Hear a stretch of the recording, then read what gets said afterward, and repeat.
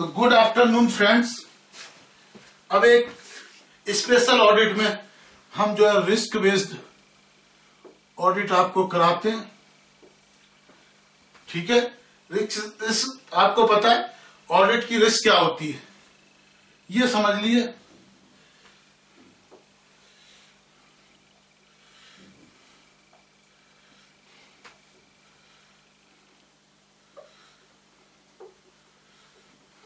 एक चार्ट के थ्रू मैं आपको ये रिस्क बेस्ड ऑडिट समझाता हूं।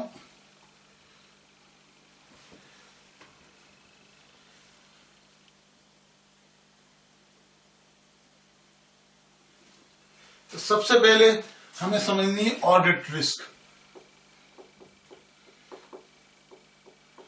ऑडिट रिस्क क्या होती है? ऑडिट रिस्क का मतलब होता है कि हमारी रिपोर्ट गलत हो जाए।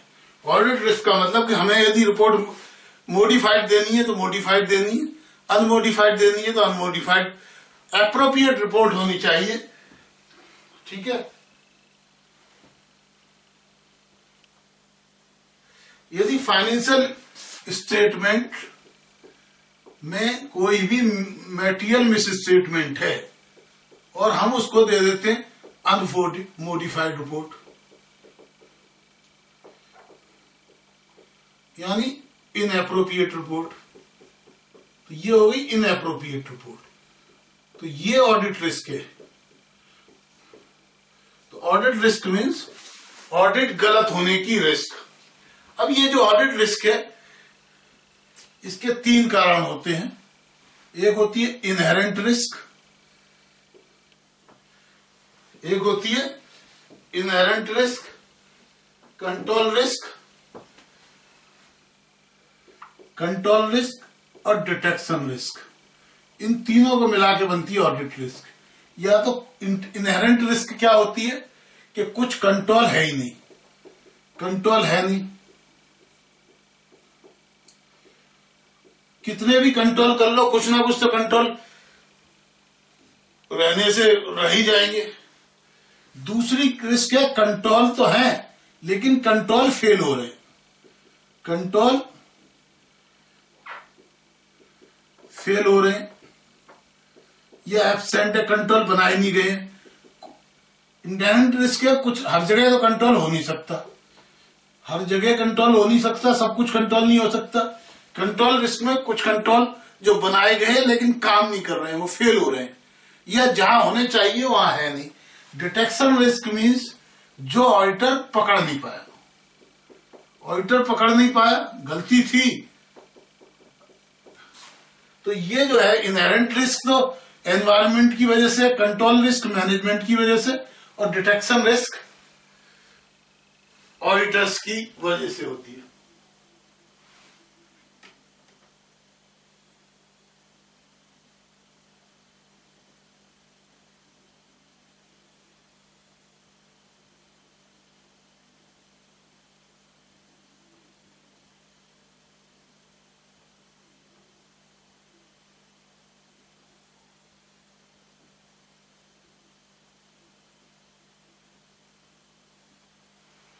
तो कुल मिला के क्या है,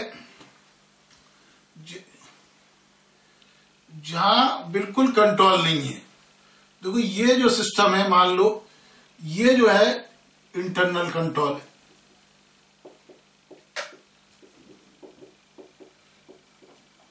यदि इंटरनल कंट्रोल ज्यादा होंगे तो ऑडिटर क्या करेगा? ऑडिटर बस इतनी चेक करनी होगी, बाकी तो इंटरनल इतना चेक करेगा, तो डिटेक्शन रिस्क उसकी कम होगी। और यहां पर क्या है, ये होगी क्या, कंट्रोल रिस्क ज्यादा होगी। और जहां पर कंट्रोल इतने हैं तो कंट्रोल रिस्क कम होगी और डिटेक्शन रिस्क ज्यादा होगी। और इनहेरेंट रिस्क क्या है, इससे आगे की चीजें जहां कंट्रोल बिल्कुल ही नहीं है।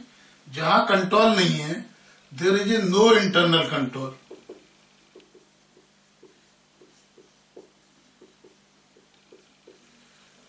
कोई कंट्रोल ही नहीं है, वो तो हो गई आपकी इनहेरेंट रिस्क। फाइनेंशियल टर्म्स में देखा जाए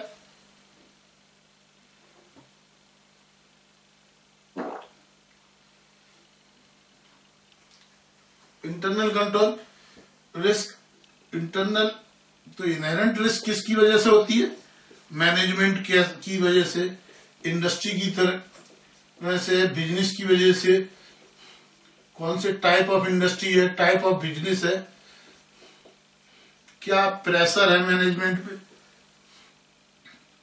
क्या थ्रेट है, अपॉर्चुनिटी है, इनकी वजह से क्या है, ये इनहेरेंट रिस्क होती हैं फाइनेंशियल स्टेटमेंट लेवल पे।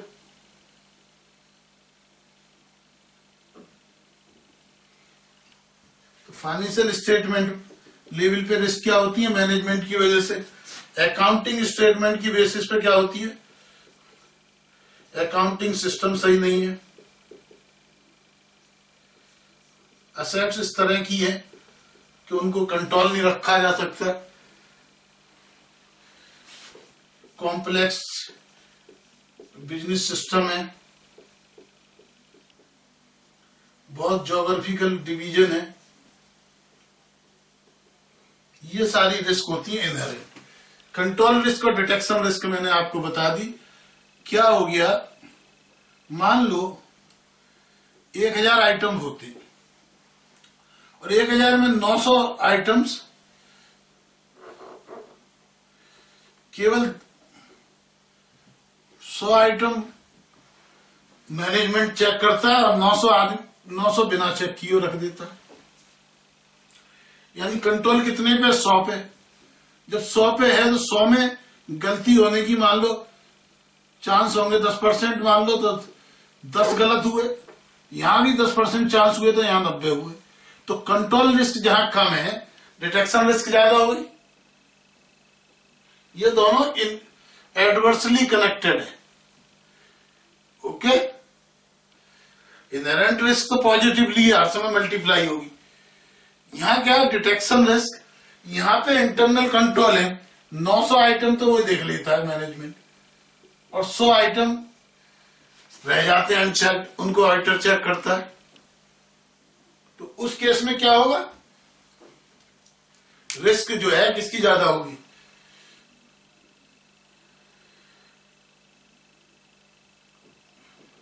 कंट्रोल ज्यादा, कंट्रोल वाला सिस्टम है वो ज्यादा आइटम कर रहा है। तो इस तरह क्या होता है कि जो कंट्रोल रिस्क है उसी को हम कहते हैं deficiency in the internal control, weakness in the internal control system, जिसको हमने आपको बताते हैं कई बार। इंटरनल कंट्रोल की कंट्रोल रिस्क हमने कैसे बताई है?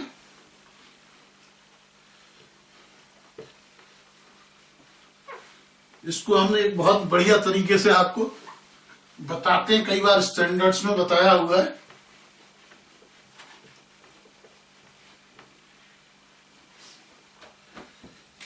Policy procedure system has been designed in a way,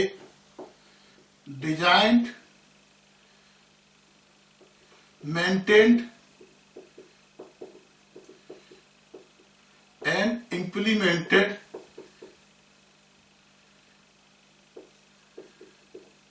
आप implemented पहले लिख दो, design, implemented and maintained in a way which are unable to prevent, detect and correct material misstatement or misappropriation of the assets on timely basis. That is control risk. That is, अब इसका reason क्या होता है?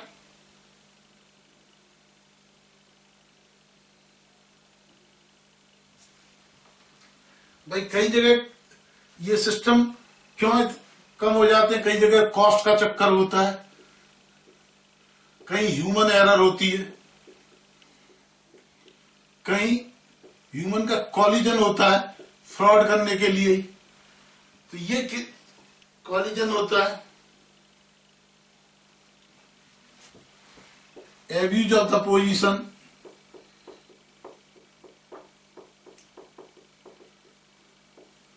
Management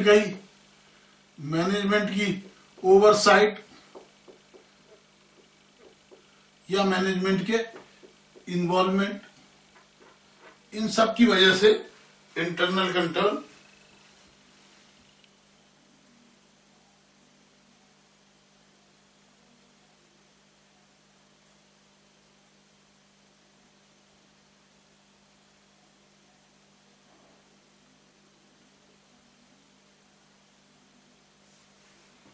अब क्या करेगा auditor, ये सारी चीजें आप जो कंट्रोल रिस्क का है, जो हमने आपको ऐसे 315, 13, 330 एंड इवन 500 के अंदर एविडेंस के कलेक्शन में बताई नहीं, वही सारी चीजें आपको करनी है। सबसे पहले आपको असेसमेंट करना है, तो सिस्टम को understanding of internal control system. फिर आपको देखना है क्या whether system policy procedure system has been design in a way, कैसे डिजाइन करे हैं, कैसे इंप्लीमेंट किए, कैसे मेंटेन किए हैं, whether they are able to prevent, detect and correct.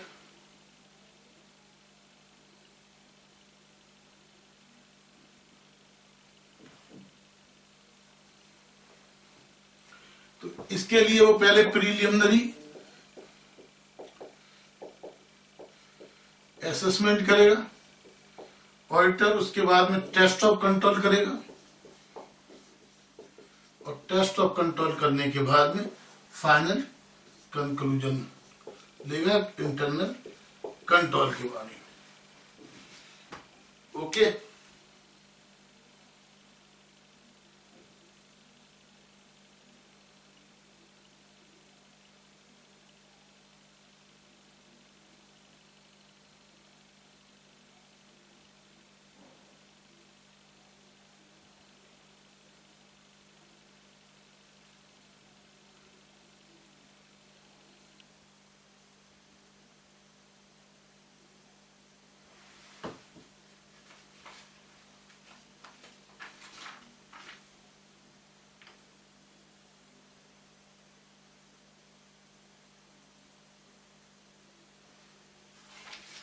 Okay.